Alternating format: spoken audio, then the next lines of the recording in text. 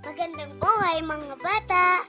Tara, samahan ninyo akong matuto kasama si Teacher Aika, your online teacher. Please don't forget to subscribe, like, share, and hit the notification bell for more videos. Thank you! Matatag Curriculum, GMRC, Grade 2. Quarter 1, Lesson 1, Day 1. Ang ating aralin ngayong araw ay tungkol sa mga batayang impormasyon tungkol sa sariling pamilya. Muli, ako si Teacher Aika, ang inyong online teacher. Simulan na natin! Kasanayang pampagkatuto na ipakikita ang pagpapahalaga sa sarili sa pamamagitan ng paggamit ng batayang impormasyon sa mga angkop na sitwasyon. Mga layunin. Una, natutukoy ang mga batayang impormasyon tungkol sa sariling pamilya. Pangalawa, nakakikilala na ang mga batayang impormasyon tungkol sa sariling pamilya ay mahalaga sa pagkakaroon ng kamalayan sa sariling pagkakakilanlan tungo sa pagpapahalaga sa sarili.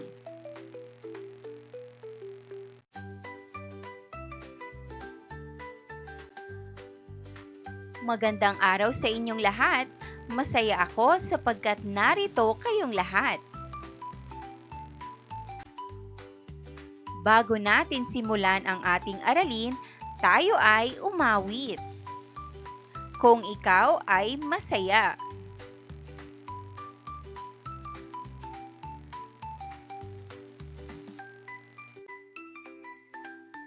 Para sa inyo, ano ang ipinapahayag ng larawan? Tingnang mabuti kung ano at sino ang nasa larawan. Ibahagi ang iyong sagot sa klase.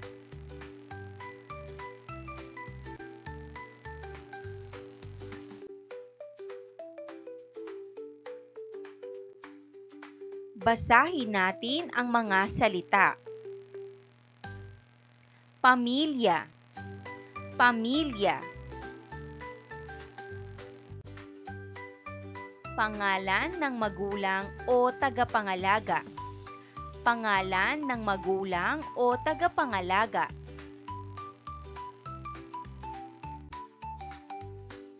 Bilang ng miyembro sa pamilya. Bilang ng miyembro sa pamilya. Pangalan ng kapatid o kasama sa tahanan. Pangalan ng kapatid o kasama sa tahanan.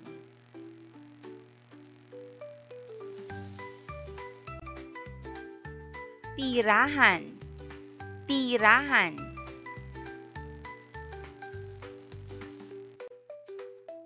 Wika. Wika.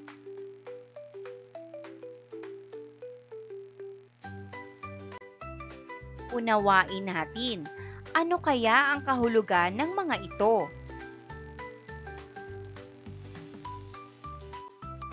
Pamilya.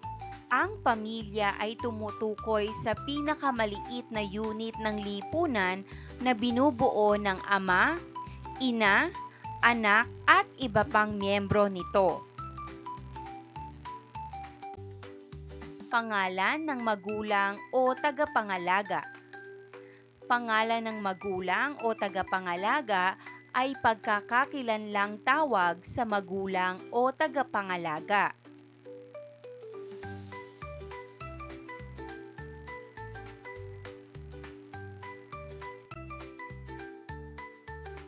Bilang ng miyembro ng pamilya.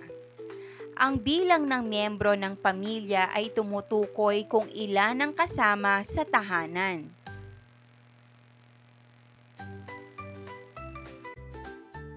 Pangalan ng kapatid o kasama sa tahanan. Ang pangalan ng kapatid o kasama sa tahanan ay ang pagkakakilanlang tawag sa mga kasapi ng pamilya. Tirahan. Tirahan ang tawag sa lugar o lokasyon kung saan matatagpuan ang tahanan. Wika. Wika ang tawag sa salitang ginagamit sa pakikipag-usap ng mga tao sa isang pook o lalawigan.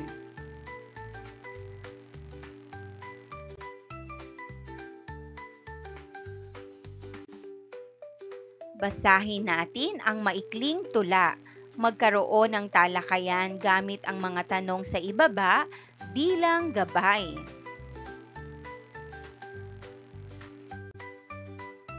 Ang aking pamilya, isinulat ni Crispino Parule Jr.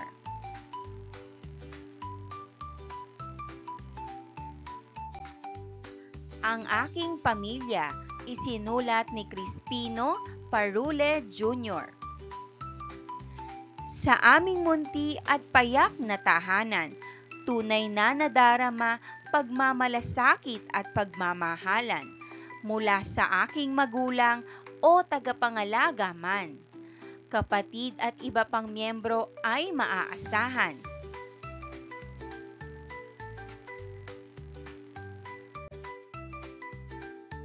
Batayang impormasyon tungkol sa pamilya ay pahalagahan.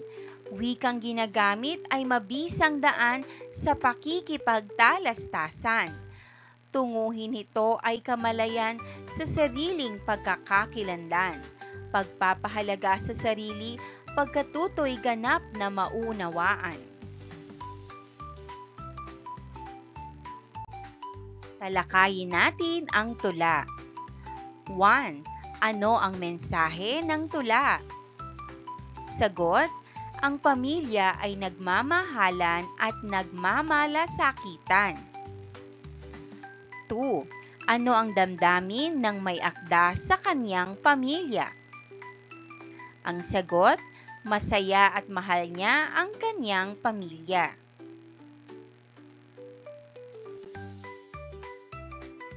Sa bahaging ito, ibahagi ang iyong sagot sa klase.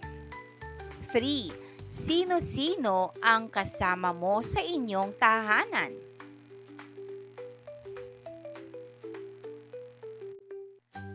4. Mahalaga ba ang batayang impormasyon tungkol sa pamilya? Bakit?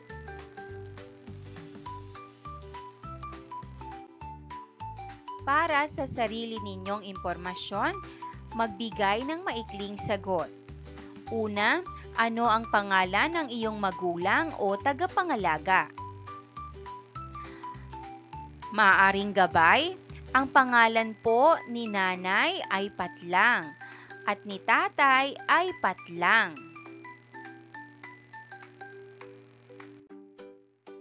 Ilan ang kasapi o miyembro ng inyong pamilya? Mayroon po kaming 4 miyembro sa pamilya.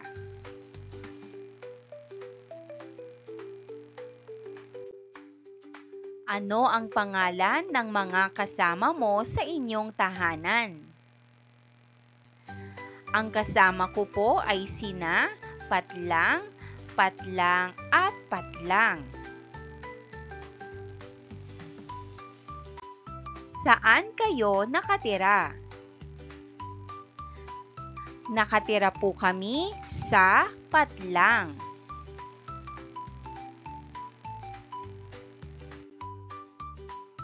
Saang komunidad, barangay o bayan kayo napapabilang? Kami po ay taga-barangay Patlang sa bayan ng Patlang.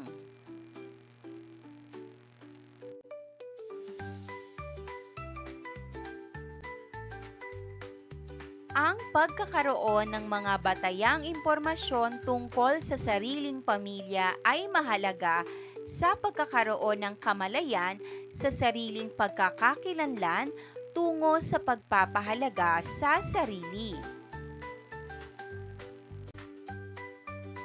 Mahalagang maisapuso ang mga batayang impormasyon tungkol sa pamilya tulad ng pangalan ng magulang, bilang ng miyembro ng pamilya, pangalan ng kasama sa tahanan, tirahan, at barangay o bayan kung saan kayo napapabilang.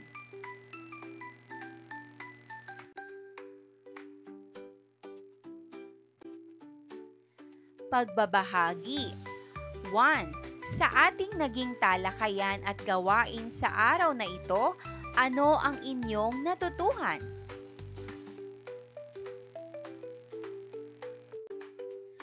2. Maaari ba kayong magbigay ng mga batayang impormasyon tungkol sa inyong pamilya?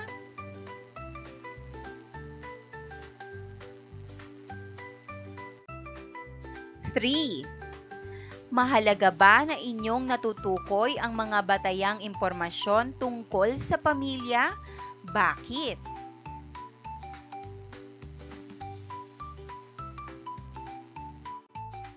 4. Anong pagpapahalaga ang nalilinang kung may kamalayan sa mga batayang impormasyon tungkol sa pamilya? Ipaliwanag.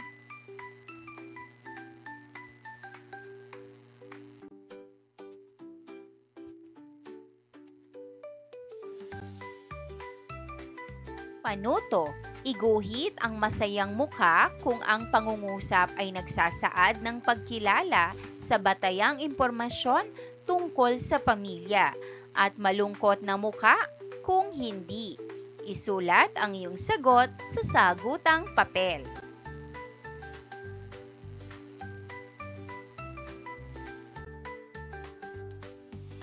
One. Kilala ko ang bawat miyembro ng aking pamilya. Ang sagot, masayang mukha. 2. Hindi mahalaga ang pangalan ng aking mga magulang o tagapangalaga. Ang sagot, malungkot na mukha. 3. Kabisado ko ang aming tirahan, pati ang aming barangay na kinabibilangan. Ang sagot, masayang mukha.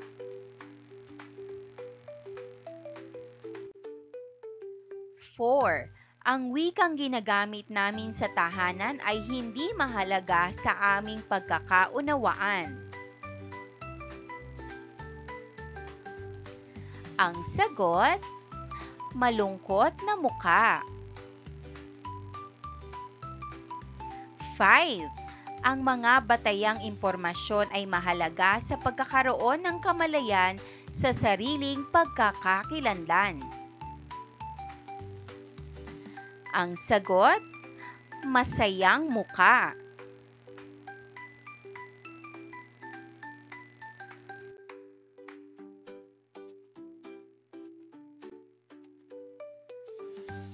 Para sa dagdag gawain, ilista sa iyong kwaderno ang mga batayang impormasyon tungkol sa iyong pamilya tulad ng una, pangalan ng magulang o tagapangalaga. Pangalawa, bilang ng miyembro sa pamilya. Pangatlo, pangalan ng mga kasapi sa pamilya. Pang-apat, tirahan. At panglima, wika na ginagamit sa tahanan. Maraming salamat sa panonood. Huwag kalimutang i-like at mag-subscribe para sa higit pang educational content. I-click ang bell icon para ma-update ka sa ating mga bagong video. Salamat!